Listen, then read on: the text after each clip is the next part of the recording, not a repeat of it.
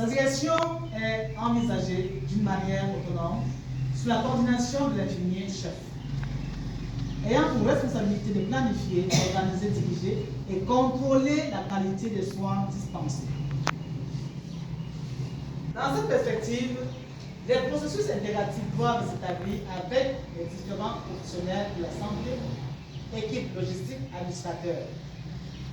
Je suis de permanence autant pour moi en chirurgie ou alors en médecine femme.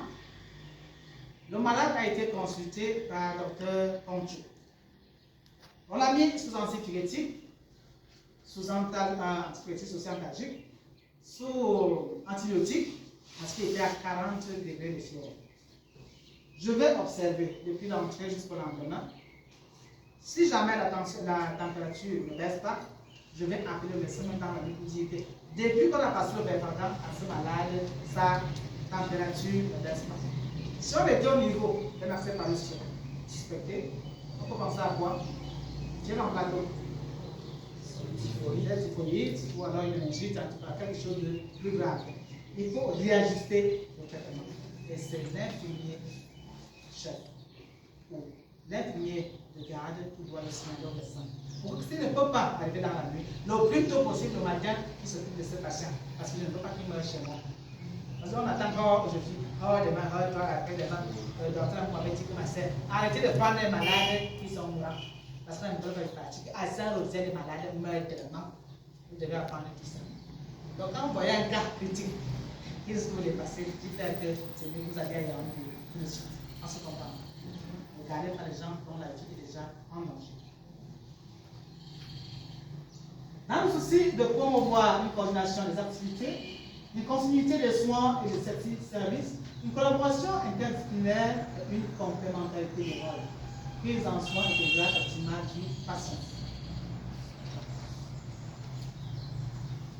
Comment manager l'unité de soins au quotidien?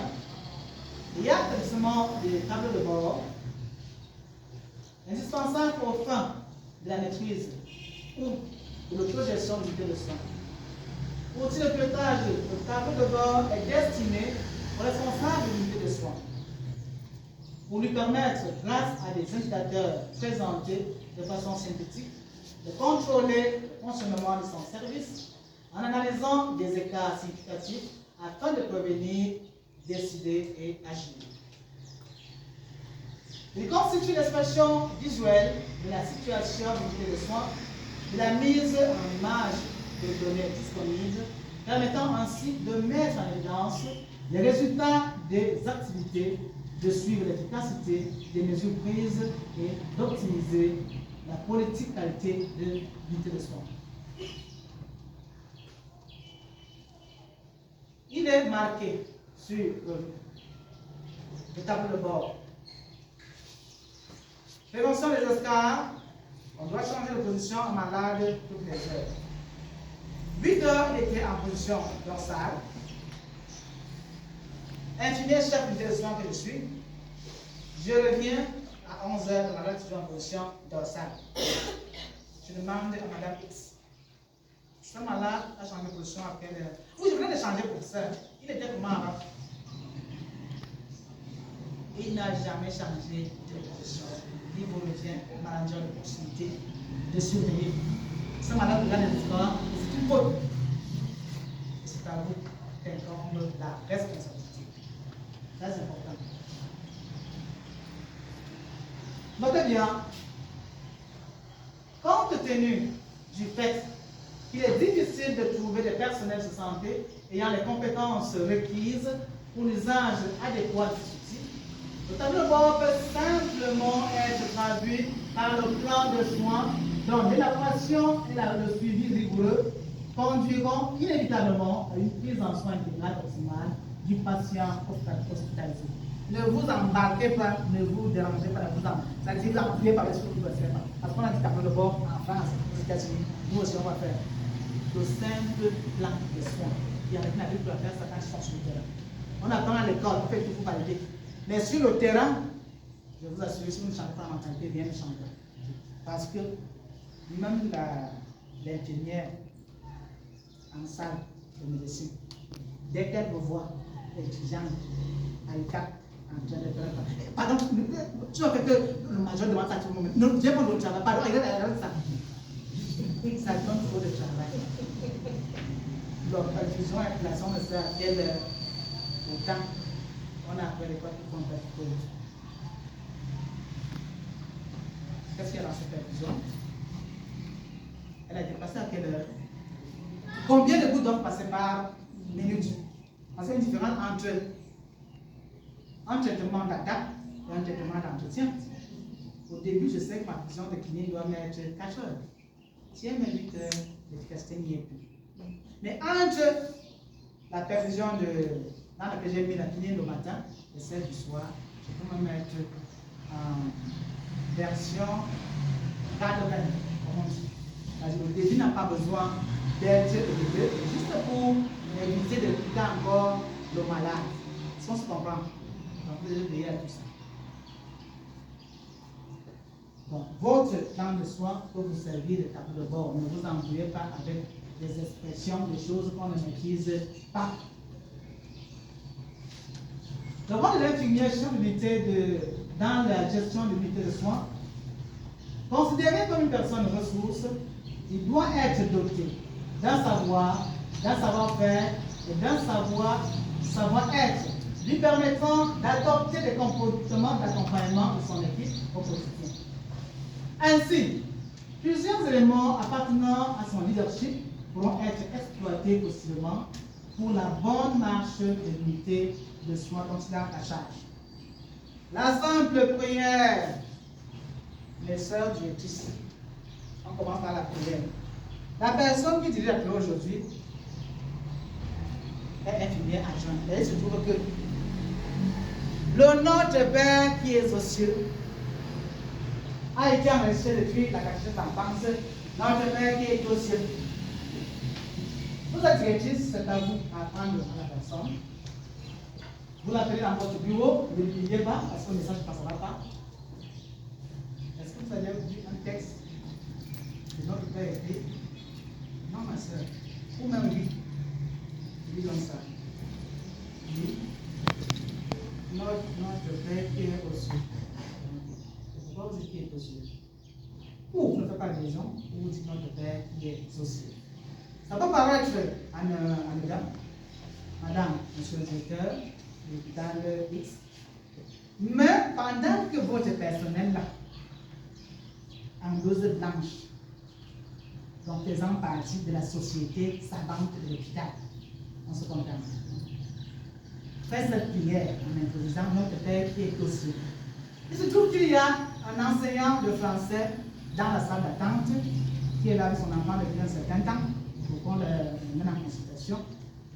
Il va se lever, commencer à prier. Notre Père qui est aux cieux. La femme, qui n'espérait même pas comprendre le verbe être représente l'éducatif. Elle va s'occuper de mon patient. Ah, madame, je peux avoir mon carré là. Il y a quoi? Non, je viens de m'appeler. L'appel, il n'y a pas eu. Mais ton appel a quand même le verbe être au plan éducatif. Tu ne connais pas. J'ai peur pour venir tuer mon malade. C'est à vous, manager, à veiller à ça. Tout erreur commise, incident occident, la responsabilité vous incombe en comité. Parce que vous ne faites pas votre travail. Ainsi, plusieurs éléments appartenant à son leadership, on a bien vu ça. Il devra donc jouer tantôt le rôle de leader en se mettant en avant pour tirer les membres de son équipe vers l'atteinte des objectifs spécifiques de son unité de soins, mais en conformité avec le projet de mission de votre structure. Tantôt jouer le rôle de manager en se mettant en arrière pour pousser les membres de son équipe vers l'atteinte des objectifs de la structure. C'est ça que vous voyez ici. Le leader, c'est celui qui, nommé ou pas nommé, il bosse. Les gens le suivent. Le manager va être nommé par légitimité, comme on a dit tantôt. Comme l'hôpital là est une institution familiale de la famille Zico, ne peut être directeur de ce magasin qu'un descendant de Zico. Tu viens là, tu t'assois, enfin c'est moi, vraiment hors aussi. Tu es là assis derrière le bureau, climatisé, pendant que les gens font n'importe quoi sur le terrain. À un moment, tu vas te rendre compte que les gens là qui te doivent manger, que tu ne sont plus. Donc, ça arrive à certains établissements qui vont jusqu'à fermer. Ça aussi, je comprends. Donc, il ne suffit pas d'être une sœur du week-end ou une sœur éventuellement pour diriger un hôpital de la fondation. Il faut avoir la compétence pour. Donc, attends, ce que tu attends, tu veux être un manager. Sinon, ce sera la catastrophe. Comment manager l'unité de soins au quotidien? Il faut gérer les ressources, les processus, les résultats. La gestion de l'unité de soins suppose alors une utilisation efficace des ressources, un meilleur développement des processus pour un meilleur résultat en termes de performance. Je vais vous faire grâce de ça, vous allez lire après. Parce que les gens qui me signalent déjà qu'ils ont des rendez-vous à partir de 14h30.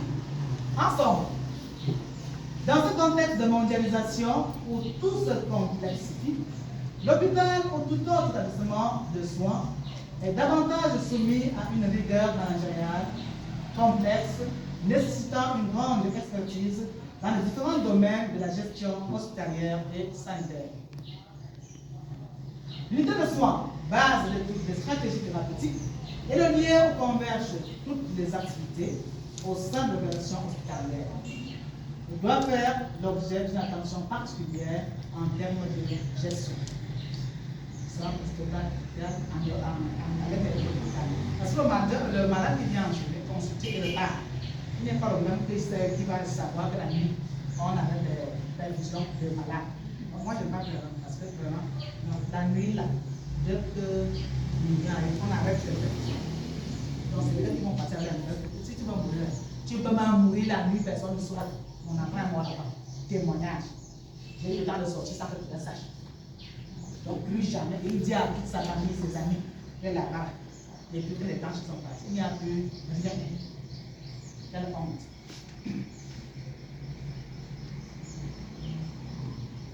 Considéré comme le cœur de l'hôpital, on vient de parler, la qualité de sa gestion a une influence fondamentale sur la qualité des prestations données dans cette structure particulière où ni l'erreur ni le délai ne sont tolérés, du fait d'un pronostic vital pouvant être engagé à tout moment, de Nga Ebolo et Denis Nguette. Dans l'ouvrage L'ascendisme en milieu hospitalier, recherche des déterminants. Merci.